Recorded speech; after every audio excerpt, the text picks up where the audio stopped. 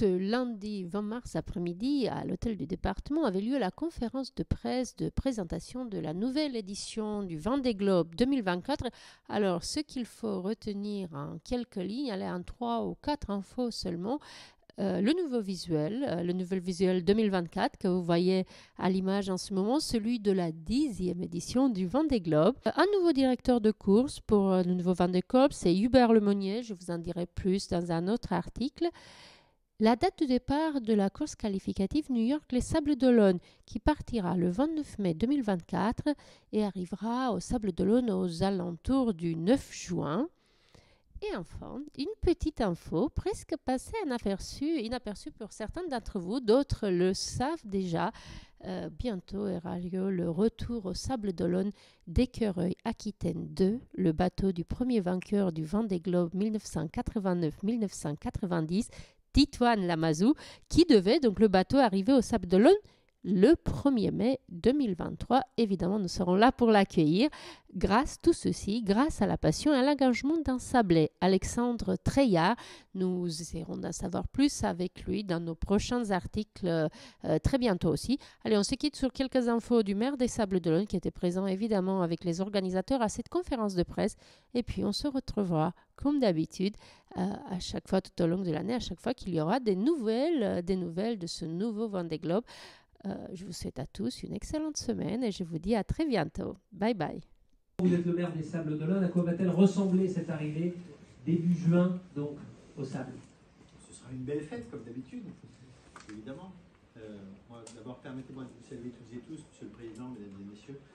C'est un bonheur que de se retrouver et en ce premier jour de printemps, de respirer les premiers parfums de l'aventure du Vendée Globe 2024 et de la course qualificative New York Vendée les Sables d'Olonne, comme vous le disiez à l'instant. C'est vraiment un plaisir partagé entre les Sables d'Olonne, la Vendée et l'histoire de la course au large. Je vais souhaiter la bienvenue au nouveau directeur de course.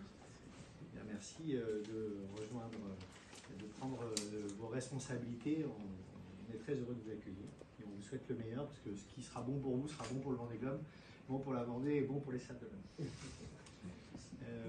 Moi, je voulais simplement vous dire que, évidemment, l'enthousiasme des Sablais et de la ville des Sables d'Olonne est intact pour continuer à offrir la ligne de départ et la ligne d'arrivée de ces grands événements qui font rêver les Vendéens, les Français, les amoureux de la mer et de la voile.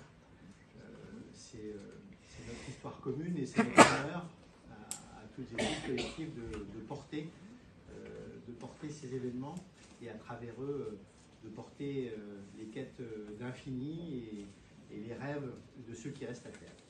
Le ponton du Vendée Globe, les pontons des Sables d'Olonne n'ont jamais le temps de refroidir entre deux courses qui sont toujours chauds bouillants.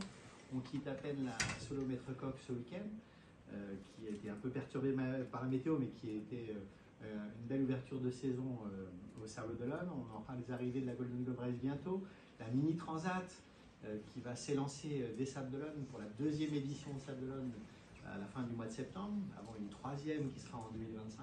La New York Vendée les Sables d'Olonne qui arrive au mois de juin 2024, qui sera un mois et une année fantastique pour la Vendée et pour les Sables d'Olonne, tant les événements seront nombreux et nous rassemblerons. Donc, si vous n'avez pas encore d'appartement au Sables d'Olonne, il y a encore temps de réserver, parce que vous attendrez que les places sont chères.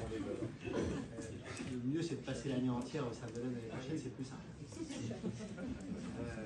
Et puis, évidemment, le Vendée Globe, ça fait 2 ans. Ça fait 2 ans déjà qu'on a accueilli le retour des skippers, et donc on est impatient d'arriver enfin à l'année 2024. Donc, merci Alain, merci à toutes et tous. Juste un petit clin d'œil sur la prochaine édition du Vendée Globe. On sera une édition particulière, ce sera, vous l'avez dit, cher président, ce sera la 10e édition, donc un anniversaire particulier. Et au Sables d'Olonne, on aura un plaisir supplémentaire à l'accueil de cette nouvelle édition. C'est le plaisir d'accueillir le premier bateau parti des Sables d'Olonne en 90. Le premier bateau à être arrivé au Sables d'Olonne en 90, le bateau de Titoine Lamazou, Écureuil d'Aquitaine 2, qui va, après quelques péripéties à travers l'Atlantique, pouvoir enfin regagner son port d'origine et arriver au Sables d'Olonne dans quelques semaines maintenant. Alain, on en parlait ensemble il y a quelques jours. Ce sera le 1er mai prochain. Écureuil Aquitaine 2 va revenir au Sable d'Olonne et va faire des Sables d'Olonne son port d'attache.